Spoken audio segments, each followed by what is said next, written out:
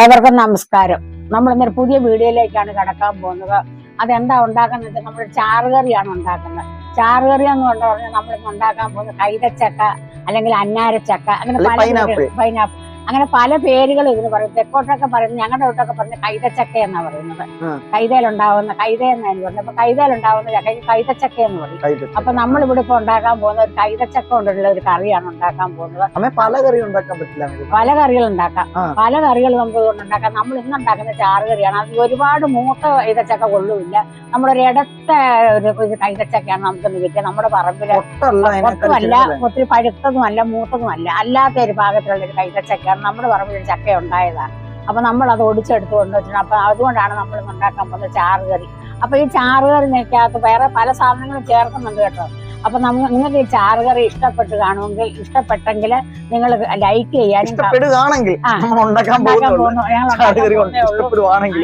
അപ്പൊ ലൈക്കും കമന്റും ഒന്നും നിങ്ങൾ മറക്കരുത്. അപ്പൊ നമുക്ക് ഈ ചാറുകറി എങ്ങനെ ഉണ്ടാക്കുന്നത് നമുക്ക് ആദ്യമായിട്ട് കൈതച്ചക്ക ചെത്താം. അമ്മ ഒരു കാര്യമുണ്ട്. അപ്പൊ നമ്മുടെ ഈ ചാനൽ കാണുമ്പോൾ നിങ്ങൾക്ക് ഇഷ്ടപ്പെടുന്നുണ്ടെങ്കിൽ, അല്ലെ, അമ്മയുടെ ചാനൽ ഇഷ്ടപ്പെടുന്നുണ്ടെങ്കിൽ നിങ്ങൾ സബ്സ്ക്രൈബ് ചെയ്തിട്ടില്ലെങ്കിൽ സബ്സ്ക്രൈബ് ചെയ്യണമെന്നും കൂടി ഒന്ന് ഓർമ്മിപ്പിച്ചുകൊണ്ട് നമുക്ക് വീഡിയോയിലേക്ക് പോകാം. ഈ ഒരു മൂപ്പാണുള്ളൂ അല്ലെ, അതായത് വിളയുന്നതിന്റെ തൊട്ട് മുമ്പുള്ള ഒരു ഫോം അല്ലേ? ചുവപ്പ് വീഴരുത്. ചുവപ്പ് വീണാൽ ഈ കറിയുടെ ടേസ്റ്റ് മൊത്തം വേറെ രുചിയാണ്. അപ്പൊ ഇതിന് നടുക്കലത് ഇങ്ങനെ ഒരു കൂഞ്ഞുണ്ട്, അതങ്ങ് നമ്മൾ ചെത്തിക്കളയണം. ചെത്തിക്കളഞ്ഞിട്ട് വേണം ഇത്.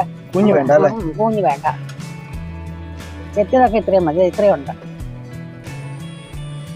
അപ്പൊ നമ്മുടെ പൈനാപ്പിൾ നമ്മൾ അരിയണം. ഇത് എങ്ങനെയാണ്? ഒന്ന് കീറണം. കീറിയിട്ടേ ഇങ്ങനല്ലേ? ഇത്രയും വലിപ്പം മതി അല്ലേ? അത്രയും വലിപ്പം മതി. ഇങ്ങനെ നടുവേ കീറി മുറിച്ച് നടുവേ കീറണം. അല്ലെങ്കിൽ ഭയങ്കര വീതി ഒത്തിരി വരാത്ത ഇങ്ങനല്ലേ? അപ്പൊ നമ്മുടെ കൈതച്ചക്ക അരിഞ്ഞു വെച്ചിട്ടുണ്ട്, കഷ്ണമാക്കി. ഇനി നമ്മൾ അടുത്തതിനകത്ത് ചേർക്കാൻ പോകും. നമ്മൾ ചുമന്നുള്ളി വേണം. ഇത്രയും ചുമന്നുള്ളി നമ്മൾ പൊളിച്ച് വെച്ച് കഴുകി വെച്ചിട്ടുണ്ട്. അതിന്റെ കൂടെ 4 പച്ചമുളക് കൊടുത്തിട്ടുണ്ട്. അതും കൂടെ നമുക്കൊന്ന് അരിഞ്ഞെടുക്കാം. അത് വേറെ അരിയണം.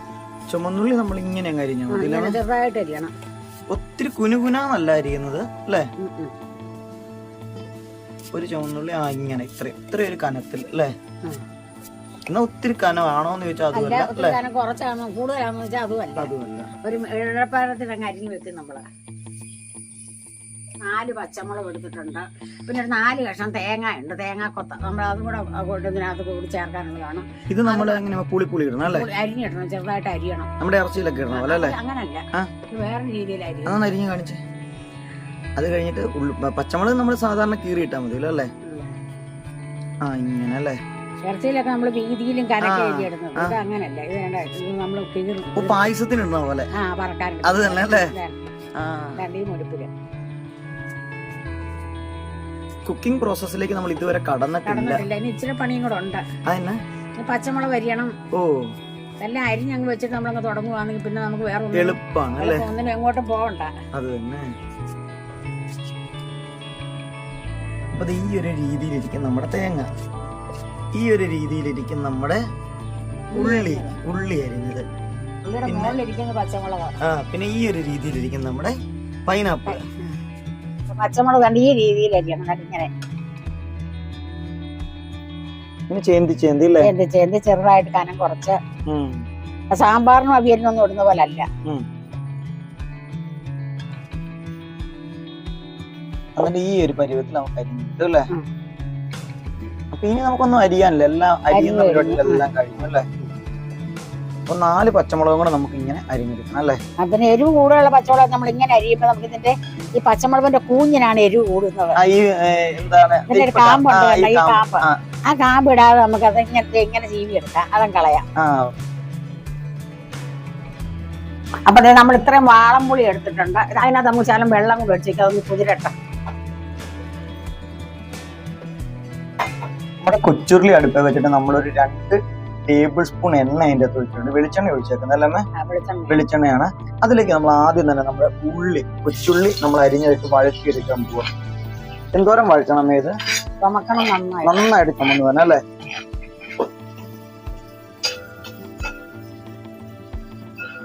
അപ്പൊ നമ്മുടെ ഉള്ളി വേണ്ട നന്നായിട്ട് ചുമന്നിട്ടുണ്ട്. അത് നമ്മളിങ്ങനെ കോരി എടുക്കും. അതെ, കോരി വേറൊരു പാത്രത്തിലേക്ക് മാറ്റാം. ഇനി ഇതിനകത്ത് വറക്കാനുണ്ട് വേറെ. അപ്പൊ നമ്മളിത് വഴറ്റി കഴിഞ്ഞാൽ എണ്ണയൊക്കെ അതിന്റെ അകത്ത് തന്നെ ഉണ്ടല്ലോ. ഇനി എണ്ണ ഒഴിക്കേണ്ട ആവശ്യം ഇല്ല. എണ്ണ അധികം കുടിച്ചിട്ടില്ല അല്ലേ? പിന്നെ വേറൊരു കാര്യമുണ്ട്, ഇതിന്റെ അകത്ത് ഉപ്പൊന്നും ഇട്ടില്ല വഴറ്റാൻ നേരത്തെ അല്ലേ? വെറുതെ ഉള്ളി വഴറ്റിയെടുത്ത് മാത്രമേ ഉള്ളൂ. ഇനി നമ്മൾ അതേ എണ്ണയിലേക്ക് നമ്മൾ ഈ പൈനാപ്പിൾ അങ്ങ് ഇടാൻ പോകും അല്ലേ?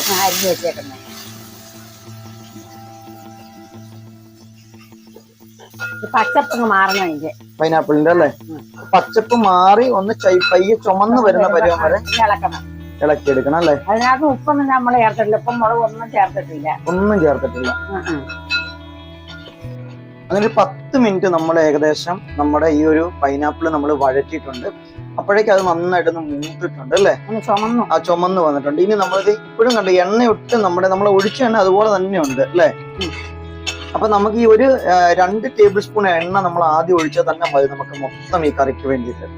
അപ്പൊ ഇത് നമ്മൾ കണ്ടില്ലേ കോരിയെടുത്തു. ബാക്കി വീണ്ടും നമുക്ക് അടുത്ത പ്രിപ്പറേഷന് വേണ്ടിയിട്ടുള്ള എണ്ണ നമുക്ക് ചീനിച്ചട്ടിയിൽ തന്നെ നമ്മുടെ ഉരുളിയിൽ തന്നെ കിടപ്പുണ്ട്. അപ്പൊ നമ്മളതോടെ ഉള്ളി വരട്ടി വെച്ചേക്കതിനകത്ത് ഇടുവാണ്. ഒന്നിച്ചങ്ങിട്ടേക്കാം അല്ലെ? വീണ്ടും നമ്മുടെ കൊച്ചുരുളിക്കകത്ത് എണ്ണ ബാക്കി എണ്ണ അവിടെ കിടപ്പുണ്ട്. അതിലേക്ക് അമ്മ കുറച്ച് കടുക് ഇട്ട് കൊടുക്കുകയാണ്. കടുക് പൊട്ടിയതിന്റെ അകത്തേക്ക് നമ്മൾ നേരെ കറിവേപ്പിലൊന്നും അല്ല ഇട്ടത്, തേങ്ങയാണ് നേരെ ഇട്ടത് അല്ലെ? തേങ്ങ നമ്മുടെ പായസത്തിന് നമ്മൾ ഇടാനായിട്ട് മൂപ്പിക്കുന്നത് പോലെ മൂപ്പിച്ച് തേങ്ങ ഇട്ട് അതൊന്ന് വഴറ്റി കൊടുക്കുകയാണ്. തേങ്ങ ഒന്ന് മൂക്കണം അല്ലെ? പതുക്കെയാണ്. ഒത്തിരി നമ്മുടെ ഈ ഉള്ളി ഒന്നും വഴറ്റിയ പോലെ ഒന്നും ചുമപ്പൊന്നും വേണ്ട. അത് തന്നെ. അത് ഇത്രേ ഉള്ളൂ എണ്ണയുടെ മൂപ്പ്. ഞാൻ കട്ട് ചെയ്യാതെ തന്നെ കാണിച്ചേക്കണേ. ഇത്രയും മൂത്താൽ മതിയാണ് നമ്മുടെ തേങ്ങ.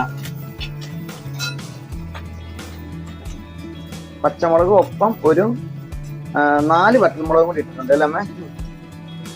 2 കതുപ്പ് കറിവേപ്പില ഇട്ടു അതിന്റെ കൂടെ. നമുക്ക് നന്നായിട്ട് ഇളക്കി കൊടുക്കാം.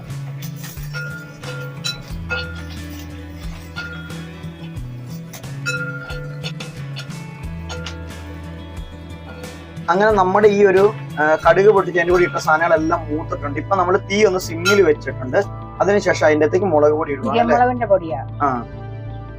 1 ടേബിൾ സ്പൂൺ 1.5 ടേബിൾ സ്പൂൺ മുളക് പൊടി ഇട്ടിട്ടുണ്ട്.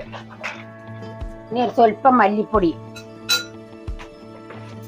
ഒരു 3/4 ടേബിൾ സ്പൂൺ മല്ലിപ്പൊടിയും കൂടെ നമ്മൾ അതിന്റെ കൂടെ ഇട്ടിട്ടുണ്ട്. ഒരു 1/4 ടേബിൾ സ്പൂൺ മഞ്ഞൾപ്പൊടി നമ്മൾ അതിന്റെ കൂടെ ഇട്ടിട്ടുണ്ട്. ഇനി വേറെ എന്തെങ്കിലും വേണം? ഇളക്കിയാൽ മതി അല്ലേ? അപ്പൊ ഞാൻ തന്നെ ഇത് നന്നായിട്ട് ഇളക്കി കൊടുക്കുകയാണ്. അപ്പൊ തീയൊക്കെ നമ്മളിപ്പോ കുറച്ചാട്ട വെച്ചേക്കണം. ഒത്തിരി തീ വേണ്ട ഈ സമയത്ത്.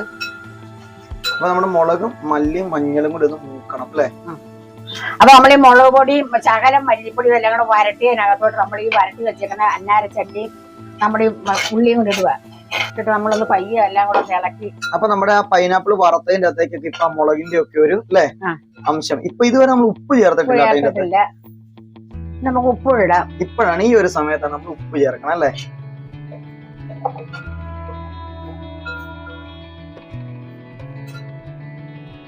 അപ്പൊ നമ്മൾ ഉപ്പ് ചേർക്കാം. കുറച്ച് ചേർക്കാം, പിന്നെ വേണേ നമുക്ക് ചേർക്കാം. ലാസ്റ്റ് വേണേ ചേർക്കാം അല്ലേ? നമ്മൾ അടുത്തതായിട്ട് നമ്മൾ വാളംപുളി വെള്ളത്തിൽ ഇട്ടേക്കണം. വാളംപുളി പിഴിഞ്ഞ് നമ്മൾ ചേർക്കും അല്ലേ?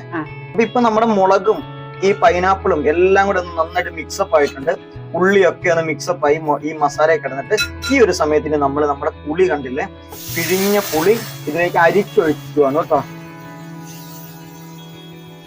അപ്പൊ ഇച്ചിരി പുകയൊക്കെ വരും, നിങ്ങൾ പേടിക്കണ്ട അല്ലേ? കാരണം ഇതിലൊട്ടും വെള്ളം നമ്മൾ ചേർത്തിട്ടുണ്ടായിരുന്നത്, അതുകൊണ്ടാണ്. അപ്പൊ നമ്മളെ പുളി ചേർത്ത് കൊടുത്തു. ഇപ്പൊ നിങ്ങൾ നോക്കുമ്പോ ഇതിനകത്ത് ഗ്രേവി ഒന്നുമില്ല കേട്ടോ, ചാറൊന്നും കാണുന്നില്ല. അപ്പൊ അതിന് ചാറൊക്കെ ആക്കാം നമുക്ക്, ചാറുകറി എന്ന് പറഞ്ഞുകൊണ്ട്. സ്വല്പം തേങ്ങ വറുത്തരച്ചത് ഇരിപ്പുണ്ട് നമുക്ക്, അതുകൂടെ നമ്മൾ ഇതിന്റെ കൂടെ ചേർക്കുക.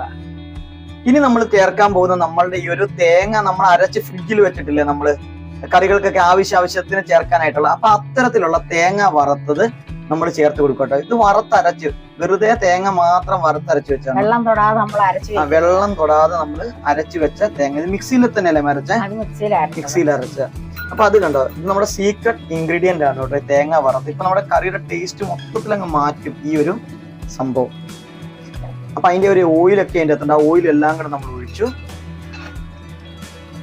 ഇനിയിപ്പോ നിങ്ങൾക്ക് ഇങ്ങനെ മിക്സിക്കകത്ത് അരച്ച് ഫ്രിഡ്ജിൽ വെച്ച് വേണമെന്നില്ല, ഈ കറി ചേർക്കാനായിട്ട് അന്നേരം തേങ്ങ വറുത്തരച്ചാലും മതി. പണി എളുപ്പമുണ്ട്. അത് തന്നെ നമ്മൾ അരച്ച് വെച്ചിട്ടുവാണെങ്കിൽ നമ്മൾ ടിന്ന് അരച്ച് വെച്ചാൽ നമുക്ക് പല ദിവസങ്ങളിൽ നമുക്ക് കറികൾക്ക് ഉപയോഗിക്കാം അല്ലെ. ഇന്ന് കടലക്കറിയൊക്കെ രാവിലെ ഇവിടെ വെച്ചപ്പോ ഇതാണ് ഉപയോഗിച്ചത്. ഞാൻ വറുത്തരയ്ക്കുന്ന കറിക്ക് എല്ലാം ഇങ്ങനെ തേങ്ങ അരച്ച് വെച്ചത്. ഈ ഒരു ടെസ്റ്ററിൽ എടുത്താലും നല്ലതാണ് കേട്ടോ. ഇത് കണ്ടില്ലേ, നല്ല ഭംഗി എന്ന് പറഞ്ഞാൽ നല്ല ഭംഗിയാണ് ഈ ഒരു ടെസ്റ്ററിൽ കാണുമ്പോ തന്നെ. ഇത് നല്ല എന്താണ്, നല്ല ഇറച്ചിക്കറിയൊക്കെ പോലെ അത്രയ്ക്ക് നല്ല ഒരു കോമ്പിനേഷൻ ആണ്. ഇച്ചിരി വെള്ളം കൂടെ, നമുക്ക് ചൂടുവെള്ളം ഉണ്ട്, നമുക്ക് ഇച്ചിരി വെള്ളം കൂടെ ഒഴിച്ചു കൊടുക്കാം. ഓക്കെ, ഇതൊന്ന് വേവാനായിട്ട് നമ്മൾ തിളപ്പിച്ച വെള്ളമാണ് കേട്ടോ, നല്ല ചൂടുവെള്ളമാണ്, പച്ചവെള്ളം ഒഴിച്ചു കൊടുക്കരുത്. കുറച്ച് ചൂടുവെള്ളം കൂടെ നമ്മൾ ഇത് ഒഴിച്ചു കൊടുത്തിട്ടുണ്ട്. ഇത് നമുക്ക് നന്നായിട്ടൊന്ന് മിക്സ് ചെയ്യാം അല്ലേ. ഇത് കണ്ടോ, ഇതൊരു അടിപൊളി കറി എന്ന് പറഞ്ഞാൽ അടിപൊളി. ഇത് ഞാൻ നിങ്ങളൊന്ന് കോരി കാണിക്കാം, ഒരു മിനിറ്റ് കേട്ടോ. ഈ ഒരു ടെസ്റ്ററിൽ ഇരിക്കും കേട്ടോ. സൂപ്പർ എന്ന് പറഞ്ഞാൽ സൂപ്പർ ടേസ്റ്റ് ആണ് ഇതിന്റെ. നിങ്ങൾ എല്ലാവരും ഒന്ന് ട്രൈ ചെയ്ത് നോക്കണം കേട്ടോ ഇത്.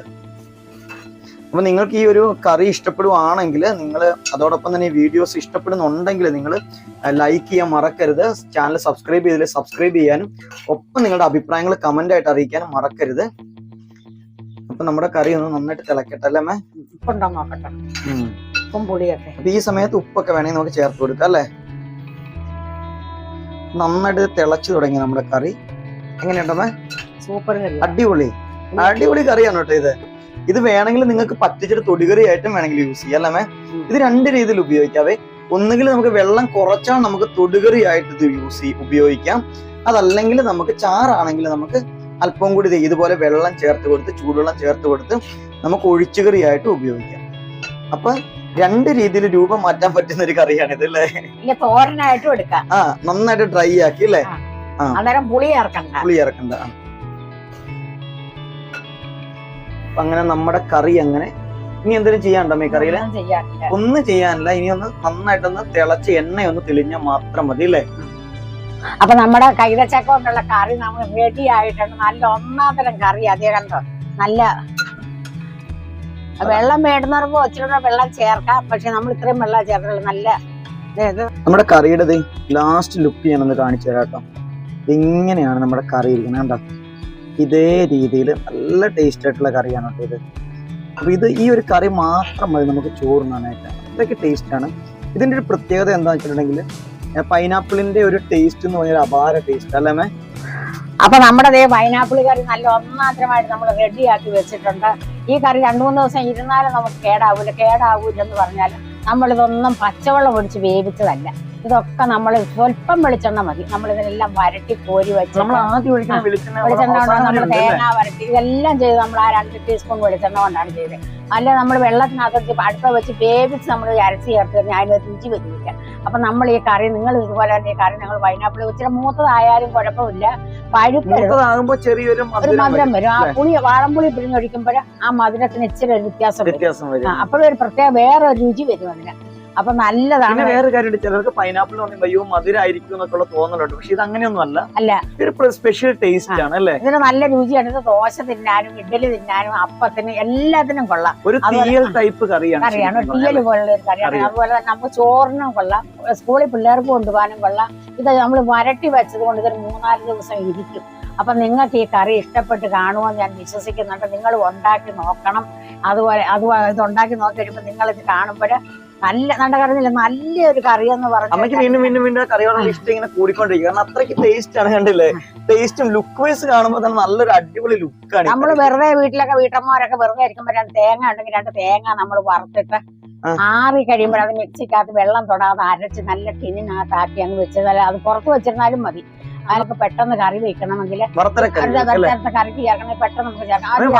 മാത്രമല്ല മുട്ടക്കറി ഉണ്ട്, അതിൽ ഇതിന്റെ ഒരു ടേസ്റ്റ് കൂടുതൽ. രാവിലെ ഇപ്പൊ ഇനി സ്കൂൾ തുറന്നില്ല, സ്കൂളിലൊക്കെ പോകാൻ പിള്ളേർക്ക് തേങ്ങ ഒക്കെ വറുത്തരച്ചതെല്ലാം വരുമ്പോൾ ഭയങ്കര പാടാണ് നമുക്കറിയാമല്ലോ. അപ്പൊ ഇതിങ്ങനെ നമ്മൾ ചെയ്ത് വെച്ചിരുന്നാലുണ്ടല്ലോ 1 മാസം 2 മാസം വരെയൊക്കെ ഇതിരിക്കും. വെള്ളം തൊടാതെ നമ്മൾ അരച്ച് ഫ്രിഡ്ജിനകത്ത് വെച്ചിരുന്നാൽ ഒരു 2 ആഴ്ചത്തേക്ക് നമ്മൾ ഫ്രിഡ്ജ് വെക്കേണ്ട ആവശ്യമേ ഇല്ല, പുറത്ത് വെച്ചാൽ മതി. പിന്നെ നമുക്കൊരു ഉറപ്പിനാണ് ഫ്രിഡ്ജ് വെക്കുന്നത്. അപ്പൊ ഞാൻ അങ്ങനെയാണ് എന്നും ചെയ്യുന്നത്. 2 തേങ്ങ 2-3 തേങ്ങ ഞാൻ വറുത്തരച്ച് വെക്കും. അപ്പൊ നിങ്ങളും അതുപോലെ വെക്കണം. അതുപോലെ തന്നെ എന്റെ ഈ കറി നിങ്ങൾക്ക് ഇഷ്ടപ്പെട്ട് കാണുമെന്ന് ഞാൻ വിശ്വസിക്കുന്നുണ്ട്. അപ്പൊ നിങ്ങൾ ലൈക്ക് ചെയ്യാനും കമന്റിനും ഒന്നും മറക്കരുത്. അതോടൊപ്പം തന്നെ നിങ്ങൾ ചാനൽ സബ്സ്ക്രൈബ് ചെയ്തില്ലെങ്കിൽ സബ്സ്ക്രൈബ് ചെയ്യാൻ കൂടെ ചെയ്തുകൊണ്ട് നിങ്ങൾ ചാനൽ കാണണം.